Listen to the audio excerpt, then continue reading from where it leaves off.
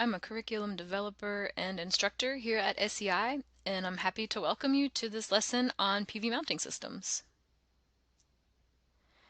By the end of this lesson, you should be able to identify common PV mounting options that are currently available and in use in the PV industry. You should also be able to evaluate site-specific options for PV mounting systems, meaning you should be able to take a look at a site and identify what type of racking system would make the most sense for that particular site. We'll talk about advantages and disadvantages of the different mounting options, keeping in mind that what could be an advantage on one site may be a disadvantage on another. And finally, we will assess PV array layout options, including how to fit an array within a given space.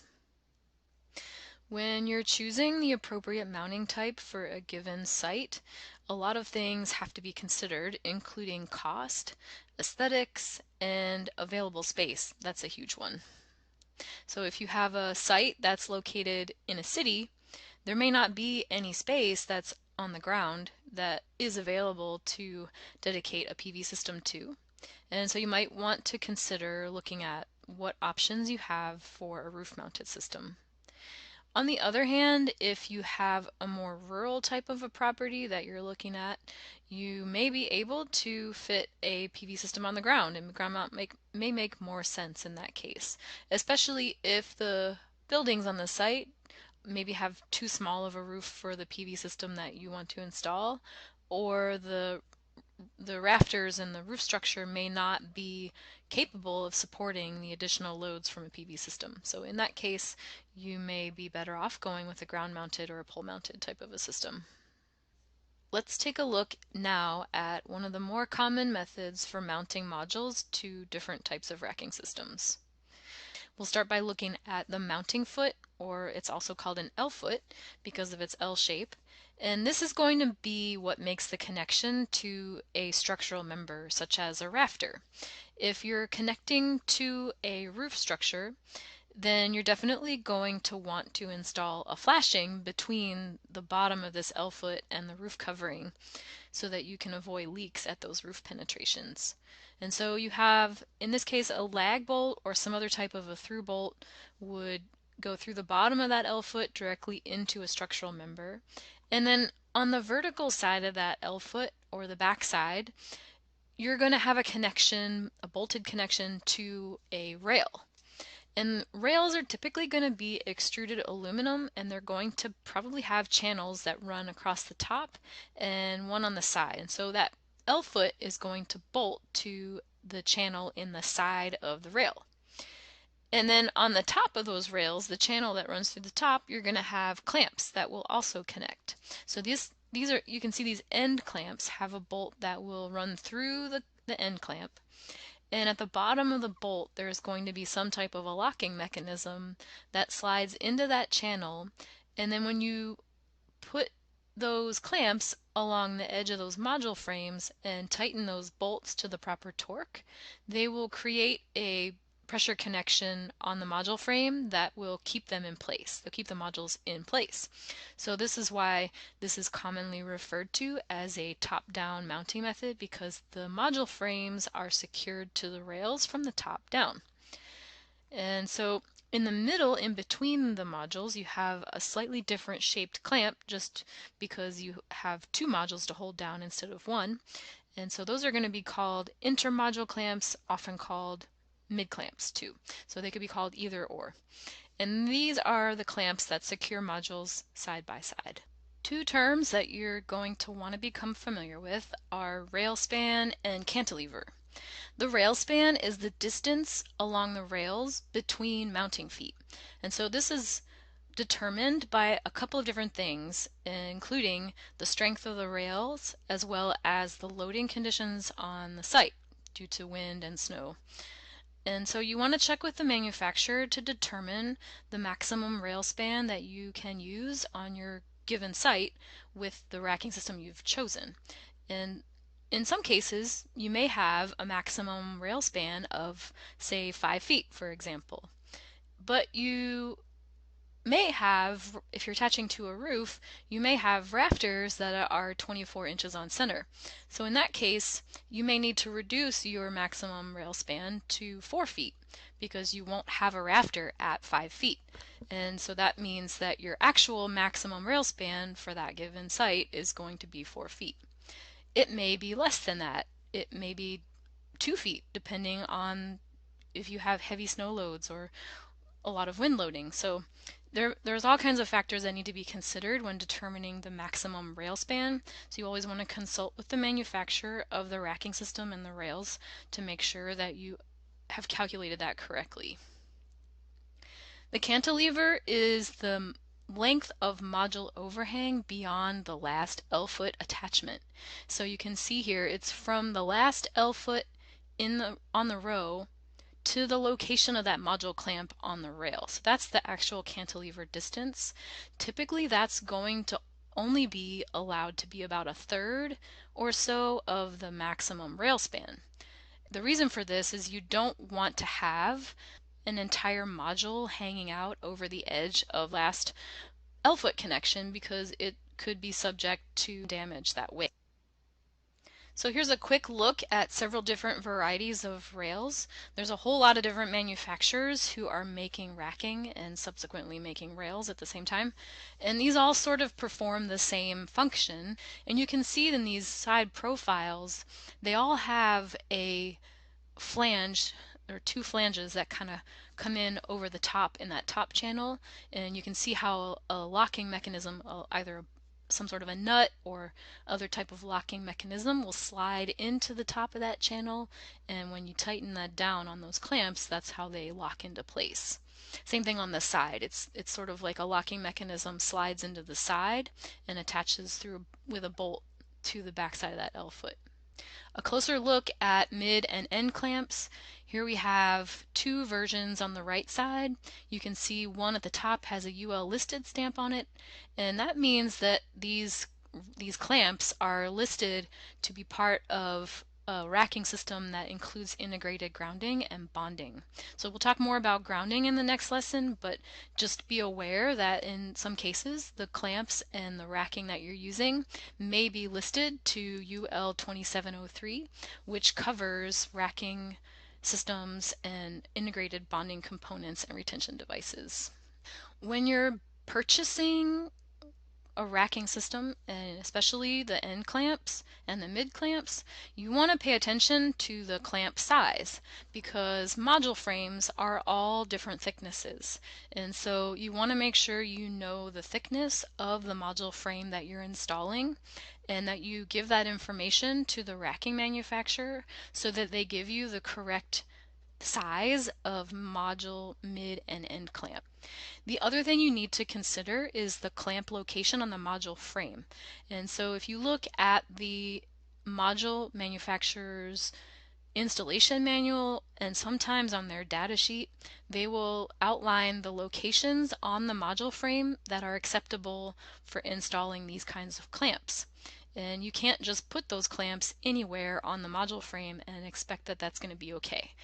And so you want to make sure you identify the correct locations where those clamps are allowed to be installed per the module manufacturer. And of course, you always want to make sure that you make your bolted connections to the proper torque, which should also be specified by the racking manufacturer. And a closer look at these clamps, different varieties kind of accomplishing the same thing, either end clamps or mid clamps.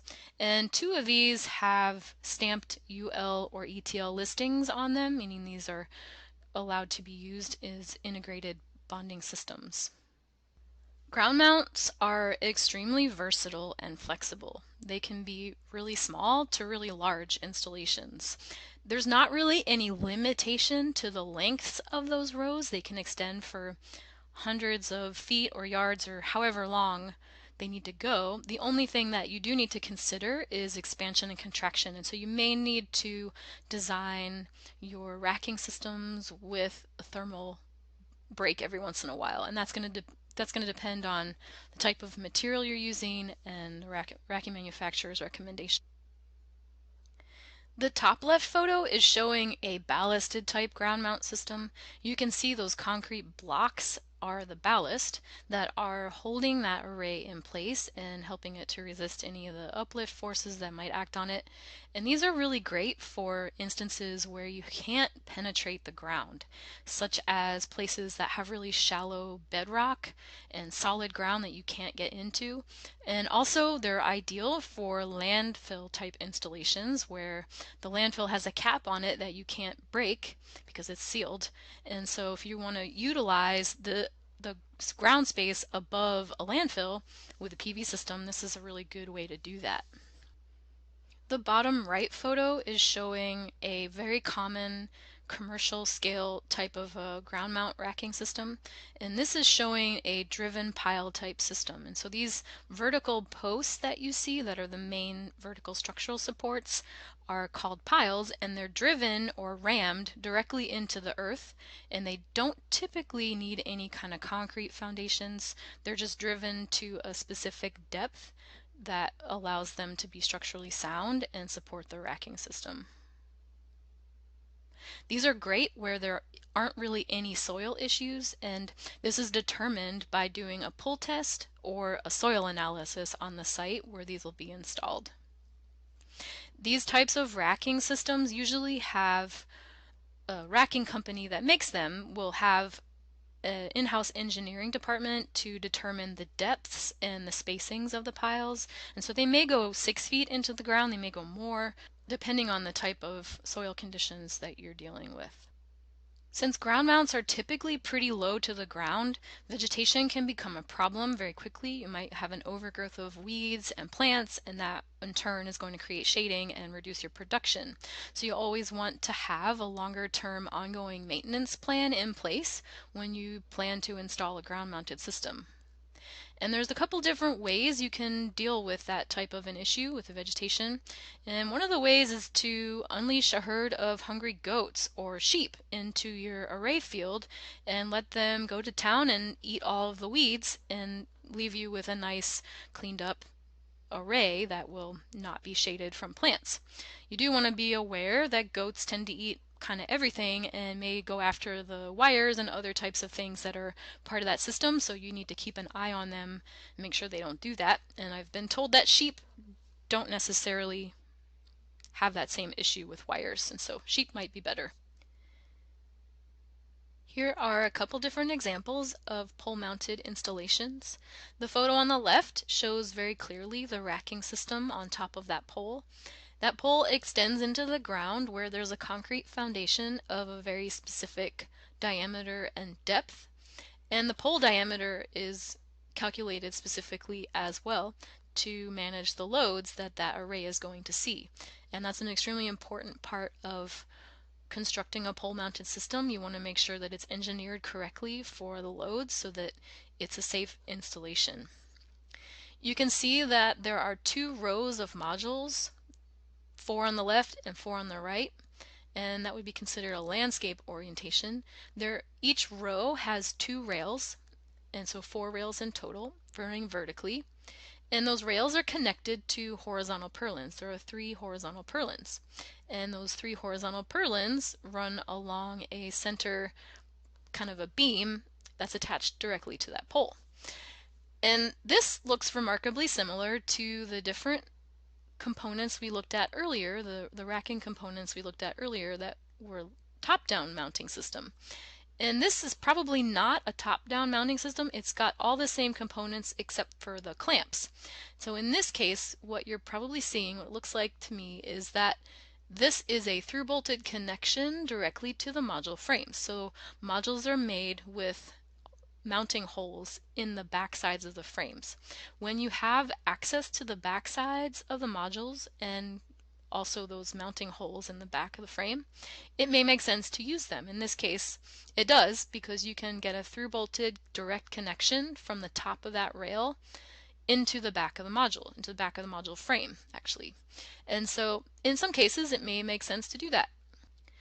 The side of pole mount that you see on the right, those are typically pretty small and usually will only be 1 or 2 modules.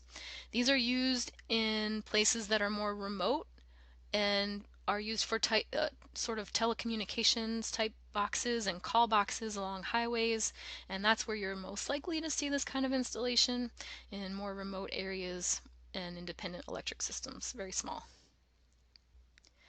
Some things to consider when installing ground and pole mounts. When you have air circulation around all sides of the modules and the air can circulate freely, you are going to have cooler cell operating temperatures, which means they are going to operate more efficiently and your production will be slightly higher. Ground and pole mounts are typically safer to install than a roof-mounted system because you're eliminating the higher fall hazards that you would have working on a roof, and you also are eliminating the falling object hazard. Most of the time you may have tools on a roof or other things that might fall off of a roof and strike somebody. In this case, you most likely aren't going to have that as much of a risk. They have easy access for maintenance and troubleshooting. They are low to the ground, and so you typically can just walk right up to them. You may need a ladder depending on the size of the array, but they're pretty easy to access for taking care of problems and issues. Installing on the ground eliminates a lot of roof liabilities. You don't have to worry about voiding a roof warranty. You don't have to worry about the roof structure not being able to support a new array. And you don't have to worry about future leaks. Another nice feature of ground and pole mounted arrays is that you can position them for optimal production, both in azimuth and altitude. This is somewhat contrary to a roof mounted installation where you might be restricted to the orientation of the building as well as the existing pitch of the roof.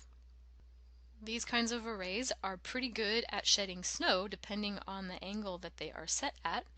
And it's good to note that like I said before, most of the low edges of these kinds of arrays are about a foot to 18 inches off of the ground level. And so in places where you have a lot of snow and they might be shedding snow, you want to avoid having that buildup on the low edge. And so you might want to consider raising the PV array a little higher off the ground. Maybe make the low edge 2 feet, 3 feet, maybe even 4 feet if that works for the design, to make sure that when it does shed snow, the snow doesn't pile up in front of the array and create a shading issue.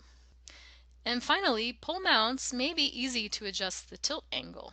So you might be able to go out there and set your pole mounted array at the correct altitude angle to match the sun at the winter solstice.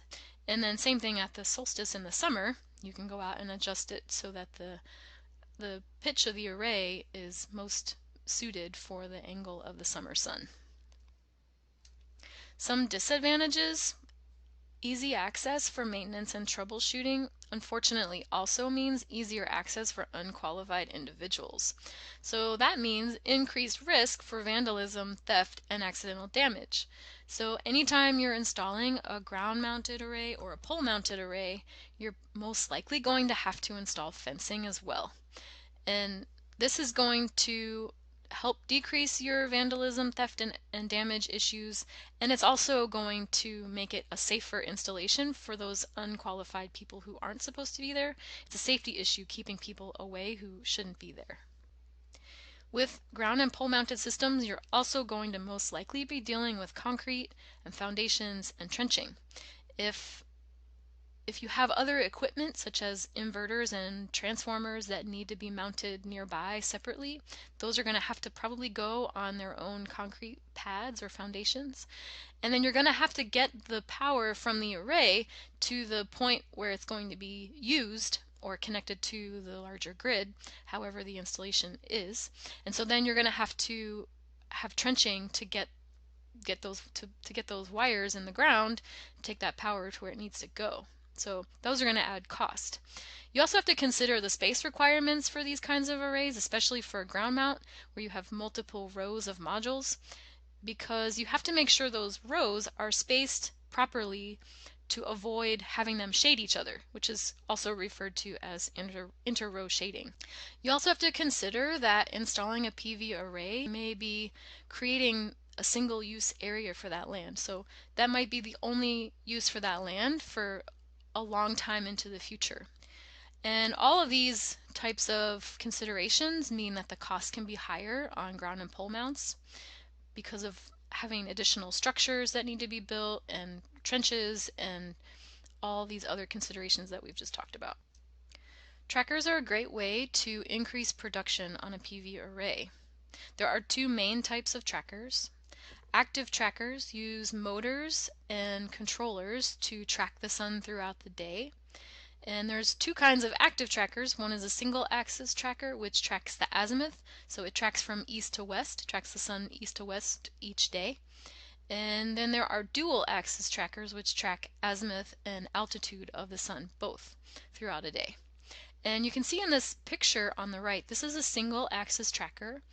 Those modules are installed on a single long bar across the back side, which is the axis that they rotate on. And there are motors which rotate that axis and allows those modules to track the sun from east to west each day. And those motors are programmed and controlled by sensors or motor timers or GPS to match the sun changing throughout the day on that particular site. So a couple things about the trackers that you want to consider about active trackers is they have electrical and mechanical parts that may fail, which may cost more money down the line, and also are going to require some more maintenance. And these are also tend to be sensitive to damage from lightning. Passive trackers don't use any motors or electronics to track the sun, and instead they use a liquid with a low boiling point that converts to a gas when it's heated by the sun. The liquid is contained in two chambers, which you can see in the photograph on the right. On the upside and the downside of that particular array, those are the liquid chambers, and then in the diagram you can see them as well. Each chamber has a shadow plate that regulates the sun exposure on the chambers. And as the liquid is heated and converts to a gas, the pressure forces the liquid into the opposite chamber, and then the tracker moves in response to the weight imbalance and follows the sun throughout the day. Since these rely on heat to move, they might have some difficulties in cold climates. Additionally, wind can cause problems because these are essentially free moving on the top of those poles, and so if you have a high wind location where you have lots of windy days, you may end up having to strap it down frequently, which may negate the tracking at all. So consider maybe installing a fixed tilted array if you have a location that's very windy. These kinds of passive trackers are not very commonly used these days. You might find them occasionally on a residential type of a system off-grid, but most of the time these are not going to be very common. Here is an example of a single axis tracker, which is also known as a tilt and roll tracker because that's what it's doing essentially, is it's rolling around that axis. So in this case, the array that we see is tilted towards the east, and it's going to rotate counterclockwise to face towards the west at the end of the day. So the long axis of these kinds of trackers run north and south, and then they allow the modules to track the sun and rotate on that single axis from east to west throughout the day. Dual axis trackers can track both the altitude of the sun, the altitude angle of the sun, and they can track east to west, so the azimuth of the sun as well. For ground and pole mounts, they can increase an array's production output if sited correctly up to 15% in the winter or up to 35% in the summer. And they extend your sun harvest time earlier into the mornings and later into the evenings. The downside to trackers is that they add moving parts, which require additional maintenance, and they typically tend to cost more than a standard mounting system that's just a fixed installation. And these factors also mean that the installation and design are going to be more complicated. Some additional considerations: they're typically best installed in a place that has a wide open, unshaded solar window longer than 9 a.m. to 3 p.m. You also want to consider the type of rebate program, if there is one offered, in the location that you'll be installing. Some rebate programs are based on installed DC watts, which means that if you install a system with a tracker, it's not going to need to be as large as a system that's a fixed oriented system. So you may end up getting a smaller rebate due to the fact that it's a smaller system to achieve the amount of production that you need. On the other hand, if you have a rebate program that's based on kilowatt hours produced, you may end up being able to maximize that rebate because you will get more kilowatt hours out of your tracking system than you would for an equivalent fixed tilt system. On a large scale, trackers will produce power during peak afternoon times, which may be more beneficial for large scale production. On a small scale, they aren't typically seen, but you might tend to see them used for continuously running loads such as water pumping. This is a peak sun hour chart for Boulder, Colorado, and it shows you how many peak sun hours you can collect on that site throughout the year on a monthly basis. So these are average numbers. And so for a fixed tilted array that's tilted to that particular site's latitude, which Boulder is about 40 degrees, you can get an average of 5.5 peak sun hours a day throughout the year. That's an average, and you can look at it more detailed by month and see that it changes throughout the year. For a single axis tracker, you improve your production quite a bit, actually, from a fixed tilted array to about 7.2 peak sun hours average on a yearly basis. And you can see in the summer months especially, the production has a much greater increase over a fixed tilted array. The dual axis tracker is only a slight improvement over the single axis tracker, really. And so you can see that on an average dual axis tracker in this particular location, you might get 7.4 peak sun hours. And so that's an average yearly number. Looking at June, it's 9.4, which is definitely the highest of all of those options. However, it's not that much higher than a single axis tracker in the summer in June. So you might want to just consider whether or not the additional cost of adding a dual axis tracker is going to be better for the return on investment over, say, a single axis tracker. Carports typically are seen in commercial parking lot installations, and you can see here that the general structure of a carport is going to be similar to what we've seen already, just on a larger scale. So there's a foundation, a concrete foundation that's installed in the ground, and then a vertical I-beam comes out of that foundation and supports a tilted purlin. So the tilted purlin is what gives that pitch of those carports. And then across the tops of those purlins, those I-beam purlins, run channels, and they can be different shapes. In this case, you can see they are C shapes. Sometimes their cross-section is a Z shape. Sometimes they're just a rectangular tube. It depends on the manufacturer.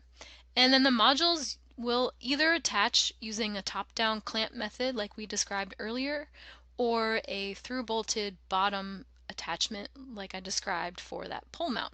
So in this case, it may make sense to do a top-down clamp mounting method, and it may not. It may make more sense to have a through-bolted connection through the top of those C channels into the bottom of that module frame to the mounting holes that are already in place. It just depends on the type of racking system that you're installing. A few things to consider when installing carports, and one really big advantage I think when you're installing a carport, especially in a parking lot, is that you're creating a multi-use space. So you're transforming a land area that was only used for parking cars, just a single use, into a space that also can produce power. And in addition to that, in places where the sun shines a lot, you may end up having the heat island effect, which is where the parking lots, concrete paved areas will absorb the sun throughout the day, and then the sun heat will radiate off of the concrete at nighttime, creating an unnaturally higher temperature in those areas. And so by adding carports to a parking lot, you reduce that heat island effect and shade the blacktop or the concrete from absorbing the sun's rays all day, and in turn reduces that heat island effect. Free air circulation around The modules installed on a carport means cooler cell temperatures, as we discussed before with ground mount systems. Some disadvantages: if you install a PV array in a parking lot, you're definitely subjecting it to potential damage from vehicles. The vertical posts can be hit by cars parking nearby, and so sometimes they'll extend the concrete foundations up above grade to act as protective bollards. The other issue is that high clearance vehicles may clip the ends of the array and damage the modules. So in some cases you want to make sure that you've put them in a location where there is adequate turning radius so that they're not in danger of being struck by a high clearance vehicle. And also in some cases they may need to be higher off the ground just in general to allow high clearance vehicles to pass underneath. You also have to deal with concrete and foundations and trenching. You may have additional equipment, inverters and transformers that need equipment pads. And then trenching is also a pretty big deal with carports, especially because there's a lot of things that may be present under the parking area that you need to consider. And these issues create costly additional work and management. So considering parking lots have a lot of underground utilities present in most cases, you will want to make sure to take time at the beginning of the project during the design phase to have someone go out and locate those utilities on site and create an accurate plan that you can use to design your layout so that your structures avoid those underground utilities. You'll need to consider the impact on existing parking space layout and quantities. The quantities of parking spaces are typically determined by the local jurisdiction, and a lot of commercial buildings have a specific minimum number of parking spaces required depending on the use of the buildings that they are servicing. And so if you make any changes to the parking spaces because of your structures, if you locate them in a way that reduces the number of parking spaces, you may have to restripe the parking lot or figure out some alternative parking situations that will accommodate the minimum requirements. You'll also need to consider access for workers, both people who may be working in the buildings you're installing on site for, and also the access for the workers who are going to be doing the installation.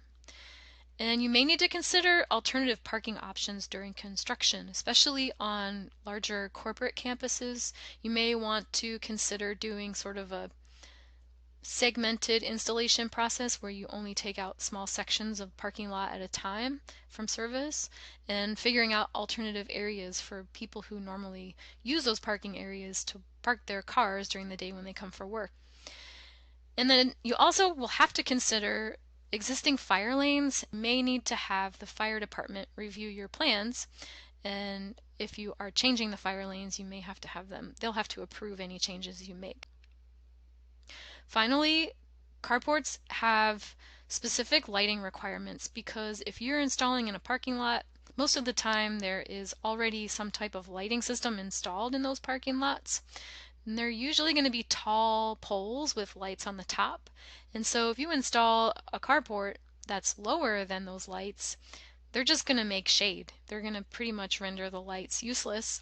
And not only that, but the taller poles might create shadows on your PV array. So you don't want that either. So a lot of times it will make sense to remove those taller pole lighting systems, or at least the ones that are in the way. And then you're going to have to figure out you're going to have to install a separate lighting system underneath the carports, and that's going to have to both supply a minimum amount of light so that the parking lot remains safe at night, and then you're also going to have to be aware of any restrictions on the light so that if you have, in certain situations, certain jurisdictions, certain states have very strict rules on how much light you're allowed to have extend beyond a canopy and how much can bleed out into the surrounding areas. And so you have typically minimum and maximum lighting requirements that you have to adhere to and need to pay attention to those. This is the end of part 1. Please take a break and join us for part 2 when you're ready.